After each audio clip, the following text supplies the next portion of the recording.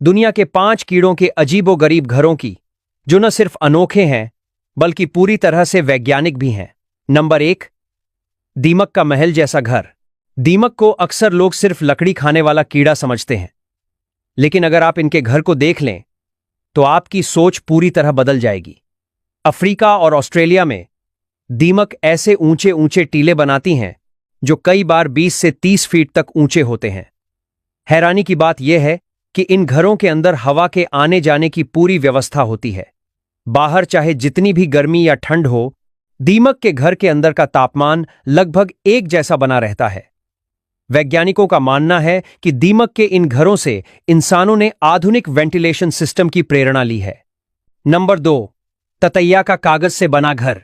ततैया का घोंसला देखने में भले ही डरावना लगे, लेकिन असल में यह प्रकृति का एक अद्भुत आर्ट पीस है। ततैया लकड़ी को अपने मुंह से चबाकर उसे कागज जैसी पतली परत में बदल देती है और उसी से अपना घर बनाती है। ये घर दिखने में बिल्कुल छत्ते जैसे होते हैं, जिनमें एक एक करके छोटे छोटे कमरे बने होते हैं। हर कमरे में एक अंडा या लार्वा पलता है। सबसे खास बात यह है कि ये घोंसले हल्के होते हैं, फिर भी बेहद मजबूत। हवा, बारिश और हल्के झटकों का इन पर ज्यादा असर नहीं पड़ता। नंबर 3, बुनकर चींटी का जिंदा पत्तों का घर। बुनकर चींटियां अपने घर बनाने के तरीके से सबको चौंका देती हैं। ये चींटियां पेड़ों के हरे पत्तों को आपस में सिलकर घर बनाती हैं। जी हां, सचमुच सिलकर। ये अपने लार्वा से निकलने वाले रेशमी धागे का इस्तेमाल करती हैं और पत्तों को जोड़ देती हैं। कई चींटियां मिलकर एक पत्ता पकड़ती हैं, दूसरी चींटियां उसे मोड़ती हैं और फिर धागे से सिलाई हो जाती है। यह घर पेड़ की ऊंचाई पर होता है, इससे इन्हें दुश्मनों से सुरक्षा मिलती है। इतना शानदार टीम वर्क शायद ही कहीं और देखने को मिले। नंबर 4, मधुमक्खी का परफेक्ट छत्ता।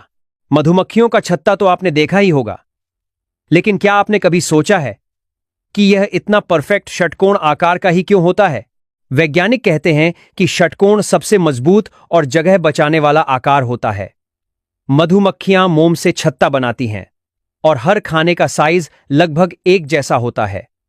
इस डिजाइन से इंसान ने भी कई आर्किटेक्चर आइडिया लिए हैं। नंबर 5, कैडिसफ्लाई लार्वा का चलता फिरता घर। अब बात करते हैं एक ऐसे कीड़े की जिसका घर हमेशा उसके साथ चलता है। कैडिसफ्लाई का लार्वा नदी या तालाब में रहता है और अपने शरीर के चारों ओर रेत, पत्थर, लकड़ी के टुकड़े और पत्तियां जोड़कर एक खोल